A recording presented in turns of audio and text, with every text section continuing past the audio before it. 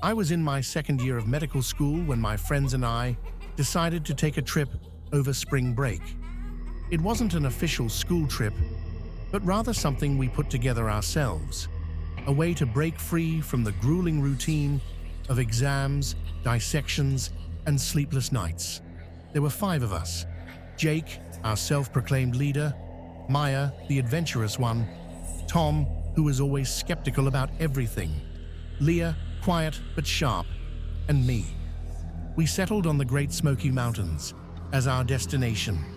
It was close enough to drive to, but still far enough from our everyday lives. Besides, the mountains had an eerie charm, and we figured a little bit of that mystery would make the trip more interesting. We rented a secluded cabin deep in the woods, planning to hike, explore, and maybe get in some light studying while we were there. The first couple of days were great. We hiked through misty trails, took in the stunning views, and even found an abandoned ranger station that looked like something straight out of a horror movie. The moment we stepped inside, the air felt colder. Dust coated everything, and the faint smell of decay lingered in the air. Maya, always up for a thrill, dared us to go further. Jake hesitated. "Not a good idea," he said. "Places like this have bad energy." Of course, that only made us more eager. So, ignoring his warning, we pushed the door open and stepped inside. The place was trashed, papers scattered everywhere, chairs overturned, old maps pinned to the walls. But there was something else that caught our attention: a journal left open on the desk. Leah picked it up and started reading. March 4th, 1998. Another body found, this time near the river. Third one in 6 months. All animals. No explanation. She flipped through more pages, her face growing paler with each one. March 20th. No footprints, no signs of struggle, just clean cuts, like something sliced right through them. We all exchanged nervous glances. Tom let out a nervous chuckle. "Okay, someone definitely made this up. It's too perfect for a horror story." But Leah kept flipping through. The last entry was the worst. April 2nd. I heard it last night. The sound. It wasn't human. I think it knows I've been watching. I'm leaving tomorrow. If anyone finds this, be careful. Stay out of the woods. A sudden gust of wind slammed the door shut behind us. We all jumped. The atmosphere inside the station felt oppressive, like something was watching us. We got out of there fast. That night at the cabin, the unease lingered. Leah, normally the most rational among us, kept glancing out the window. Jake locked the doors and double-checked the windows. No one admitted they were scared, but no one slept well either. The next day, we set out on another hike, trying to shake off the weirdness. We followed a lesser-known trail deep into the forest. The deeper we went, the quieter it got. Even the birds seemed to have disappeared. Then, Maya screamed. We rushed over to where she stood, staring down at something in the leaves. A deer carcass. Its head was missing, and the cut was too clean, like it had been surgically removed. Leah covered her mouth. Jake swore under his breath. "We should go back," Tom said, his voice unsteady. No one argued. As we turned around, we heard it. A low, guttural sound from somewhere behind us. It didn't sound like an animal. It didn't sound human either. The forest suddenly felt much smaller, the trees pressing in on us. Then we heard something move. Footsteps, number too fast, too light. Something was circling us. "Run," Jake whispered. We took off. The underbrush clawed at our legs, branches whipped our faces, but we didn't stop. The sound followed, always just behind us, just out of sight.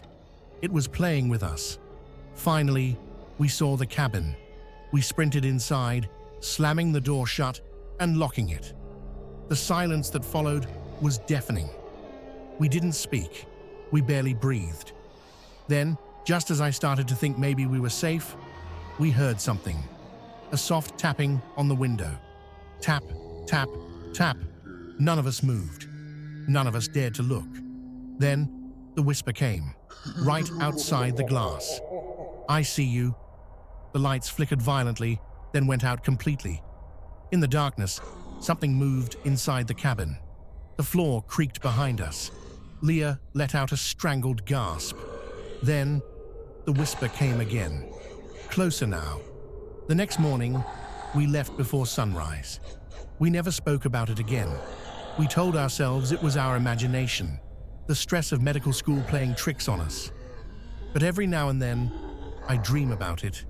And in those dreams, the whisper always comes back. And the tapping never stops.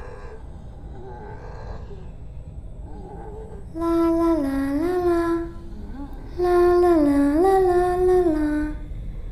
La la la la la la la. La la la la la. It was supposed to be an unforgettable summer, a road trip across the English countryside, stopping at hidden gems, old towns, and the coast. Just me, my best mate Ethan, my cousin Lily, and her boyfriend Sam.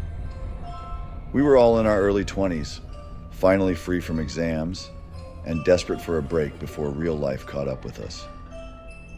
Our last stop was an old seaside village in Cornwall, a place shrouded in history and local legends. The Airbnb we booked was a renovated 18th century fisherman's cottage perched on the cliffs overlooking the Atlantic. The photos made it look rustic and charming, with stone walls and wooden beams. What they didn't show was how isolated it was. No neighbors for miles, just the vast ocean and endless moors behind it. The first night was pleasant enough. We had drinks on the terrace, watching the sun sink into the waves. The air smelled of salt and distant bonfires, and for the first time in ages, I felt truly relaxed. But then, as the sky darkened, something shifted. It started with a knock, a single hollow knock on the back door. We all froze. Sam, always the skeptic, shrugged. Probably the wind. Old houses creak. Lily wasn't convinced. That wasn't a creak, it was a knock. Ethan, ever the brave one, walked to the door and yanked it open. Nothing. Just the empty moonlit fields stretching toward the horizon. "See?" he said, laughing, but his voice sounded uneasy. We locked up and tried to shake it off. That night I struggled to sleep. The cottage felt wrong. Too quiet. Then at 3 a.m. I heard it again. Knock, knock, knock. Only this time, it wasn't the back door. It was the window. My breath hitched. I was on the second floor. There was no balcony, no tree close enough for anyone to climb. Slowly, I turned my head, dreading what I might see.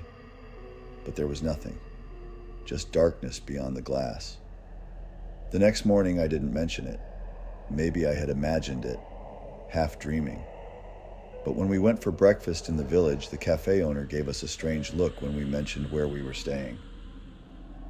"That cottage?" she asked, lowering her voice. "Nobody's lived there for years, not since the Calloway family." "What happened to them?" Lily asked. The woman hesitated. "They disappeared, one by one. The father first, then the children, then the mother. No signs of a struggle, no forced entry, just gone." A chill ran down my spine. I forced a laugh. "Come on, you don't actually believe that, do you?" She didn't smile. "Maybe you lot should leave before dark, just in case."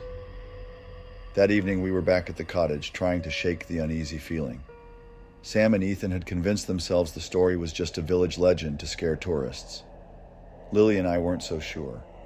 Around midnight, the power went out. Total darkness swallowed the house. No wind, no sounds, just silence. Then the knocking started again. Not just at the back door, not just at the window, all around us. Knock, knock, knock. It was coming from every direction, every wall, every door. Slow and methodical, as if something or someone was testing the house, testing us. Ethan grabbed a flashlight and shone it toward the front door, and that's when we saw them. Shadowy figures, barely visible in the dim light, standing just beyond the garden wall. Unmoving, watching. We didn't wait to find out what they wanted. We ran. Out the back door, through the fields, down the winding path until we reached the village, panting and wild-eyed. We didn't even stop to grab our things. The next morning, we returned with the owner. The cottage was exactly as we left it. No footprints, no signs of forced entry, nothing, except the front door, which was wide open. We never went back for our bags, never spoke about it again. But sometimes, when I'm alone at night, I hear it. Knock, knock, knock. La la